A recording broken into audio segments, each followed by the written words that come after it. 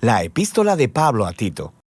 Tito era un griego seguidor de Jesús, quien durante años fue un confiable colaborador y compañero de viaje de Pablo. Él había ayudado a Pablo en varias situaciones críticas en el pasado, y en esta carta descubrimos que Pablo le había asignado la tarea de ir a Creta, una gran isla en la costa de Grecia, para restaurar el orden en una red de iglesias en las casas.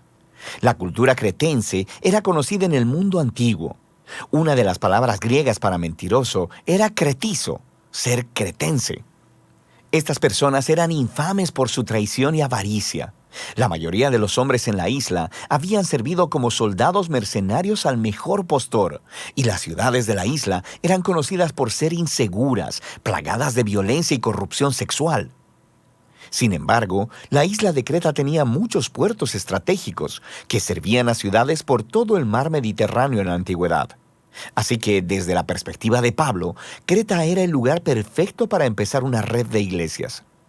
Ahora, no conocemos los detalles, pero de alguna manera esas iglesias cayeron bajo la influencia de líderes cretenses corruptos. Ellos decían ser cristianos, pero estaban arruinando las iglesias. Por lo que Pablo encargó a Tito la tarea de ir allí y ordenar las cosas. Esta carta proveyó las instrucciones. Tiene un diseño bastante sencillo. Después de una breve introducción, Pablo le da a Tito instrucciones claras acerca de sus tareas en la iglesia. Después, le ofrece lineamientos acerca de una nueva clase de hogar y sobre la nueva humanidad que el Evangelio podría crear en esas comunidades cretenses.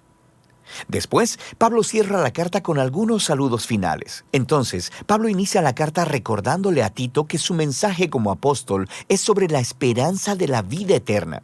Esto es, la vida de la nueva creación que está disponible desde ahora a través de Jesús, el Mesías. Y esta esperanza fue prometida hace mucho tiempo por el Dios que no miente. Ahora, este pequeño comentario inicial introduce un tema importante que se encuentra en toda la carta. Uno de los problemas en las iglesias cretenses era que habían mezclado sus ideas sobre Jesús, el Dios cristiano, con sus ideas sobre los dioses griegos con los que crecieron, específicamente con Zeus, su dios principal. Los cretenses decían que Zeus nació en su isla y les encantaba contar historias y mitologías acerca del carácter corrupto de Zeus. Él seduciría a las mujeres y mentiría para salirse con la suya. Así que Pablo quiere ser muy claro. El Dios revelado a través de Jesús es totalmente diferente a Zeus. Sus rasgos de carácter principales son la fidelidad y la verdad, lo que significa que la manera de vivir cristiana también practicará la verdad, lo cual será un gran reto para estos cretenses. Pablo entonces encarga a Tito con una tarea en dos partes. Dice que lo primero será designar nuevos líderes para cada comunidad de iglesia. Un equipo al que llama ancianos, esposos o padres maduros, cuya manera de vivir sea totalmente diferente a la cultura cretense. Ellos deben ser conocidos por su integridad, su devoción completa a Jesús, su dominio propio y su generosidad tanto en sus familias como en la comunidad en general. Y estos nuevos líderes deben enseñar las buenas nuevas acerca de Jesús y reemplazar a los líderes corruptos que necesitan ser confrontados. Esa es la segunda tarea de Tito. Pablo identifica a los falsos maestros como esos de la circuncisión. En otras palabras, ellos eran judíos étnicos cretenses que decían que seguían a Jesús, pero de manera similar a los problemas en Galacia, esta gente demandaba que los cristianos no judíos fuesen circuncidados y que siguieran las leyes de la Torá, si es que realmente querían convertirse en seguidores del Mesías judío. Pablo dice que ellos están obsesionados con los mitos judíos y mandamientos humanos, y además que solo están en los asuntos del liderazgo de la iglesia para hacer dinero. Así que Pablo, en un movimiento brillante, toma una cita de un antiguo poeta cretense, Epiménides, quien fue muy franco y honesto sobre el carácter de su propia gente. Él dijo: los cretenses son siempre mentirosos, malas bestias, glotones ociosos. Ellos borran las líneas entre lo verdadero y lo falso, entre el bien y el mal, y lo único que les importa es el dinero. Así que, aunque estos líderes dicen conocer a Dios, su manera cretense de vivir lo niega. Se debe tratar con ellos, y esto lleva a Pablo a la siguiente sección. Debido a estos líderes corruptos, muchos cristianos de estas iglesias ahora tienen hogares y vidas personales que son un desastre total. Y en 3 ocasiones diferentes, Pablo resalta el resultado de esta situación, que el mensaje de Jesús es desacreditado. Sus vecinos no cristianos ahora tienen buenas razones para hacer acusaciones malvadas. Y todo esto hace que la enseñanza de Dios, nuestro Salvador, no sea atractiva ni persuasiva para nadie. Así que Pablo describe el hogar cretense ideal, que es devoto de Jesús. Debían ser hombres y mujeres ancianos, llenos de integridad y dominio propio, para que puedan ser modelos de carácter para los jóvenes. Y las mujeres jóvenes no deberían estar teniendo sexo casual y evitando el matrimonio, como estaba de moda en la Creta de ese tiempo, sino más bien deberían buscar compañeros fieles para poder criar familias estables y saludables. Y los hombres jóvenes deben hacer lo mismo. Deben ser conocidos como ciudadanos sanos y productivos. Los esclavos cristianos en Creta estaban en una posición única, porque sabemos que por causa del Evangelio eran tratados como iguales en las comunidades eclesiásticas de Pablo. Sin embargo, existía el peligro de que ellos usaran esa igualdad como un permiso para faltarle el respeto a sus amos, y luego asociarse con las rebeliones de esclavos, lo que también desacreditaría el mensaje cristiano. Aquí podemos ver a Pablo negociando una línea muy delgada. Él cree que el Evangelio de Jesús necesita demostrar su poder redentor en la plaza pública, si es que verdaderamente va a transformar la cultura cretense. Y eso no va a suceder a través de la agitación social o de que los cristianos se aíslen de la vida urbana.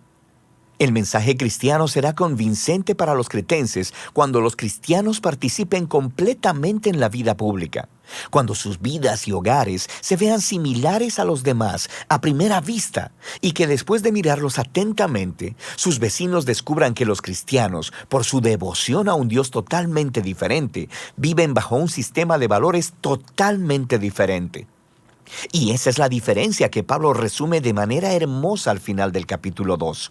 Él dice que el sistema de valores que motiva la manera cristiana de vivir es la gracia generosa de Dios, la cual se mostró en la persona de Jesús y que se mostrará de nuevo en su regreso. Esta gracia fue demostrada cuando Jesús entregó su honor para morir una muerte vergonzosa a favor de sus enemigos, para poder rescatarlos y redimirlos. Y esta es la misma gracia que llama al pueblo de Dios a decir no a las maneras corruptas de vivir, las cuales son inconsistentes con el amor generoso de Dios.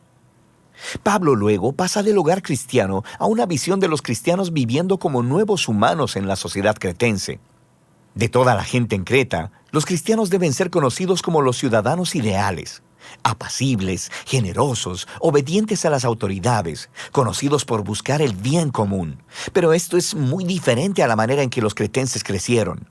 ¿Cómo se supone que los cristianos mantengan este estilo de vida contracultural? Y Pablo cree que la fuente de poder para esta manera de vivir es el amor transformador del Dios Trino que se anuncia en el Evangelio. Y entonces lo explica en un poema realmente hermoso. Él dice que la bondad y el amor de Dios son lo que nos salvó, a pesar de nosotros mismos, para que a través del Espíritu Santo Dios lavara, renaciera y renovara a las personas. Y a través de Jesús proveyera un camino para que ellas sean declaradas justas delante de Él. Todo esto nos da acceso a la vida eterna. Esto es, a un nuevo futuro en la nueva creación. Esta historia viva es tan poderosa que puede producir una nueva clase de personas. Pablo está convencido que la fidelidad a las enseñanzas de Jesús, empoderada por el Espíritu, demostrará la gracia de Dios por toda la isla de Creta y por todo el mundo. Pablo concluye prometiendo que enviará refuerzos a Tito, ya sea a Artemas o a Tíquico, y saluda a sus amigos en común. Y así termina la carta. La carta de Tito nos muestra la estrategia misionera de Pablo para que las iglesias se conviertan en agentes de transformación en sus comunidades. Esto no sucederá haciendo una guerra cultural o asimilando la manera cretense de vivir. Más bien, él llama a estos cristianos a participar sabiamente en la cultura cretense. Ellos necesitan rechazar lo que es corrupto, pero también abrazar lo que es bueno. Si ellos pueden aprender a vivir pacíficamente, dedicarse a Jesús y al bien común, los cristianos mostrarán la belleza del mensaje de nuestro Dios Salvador. Y de eso se trata la epístola a Tito.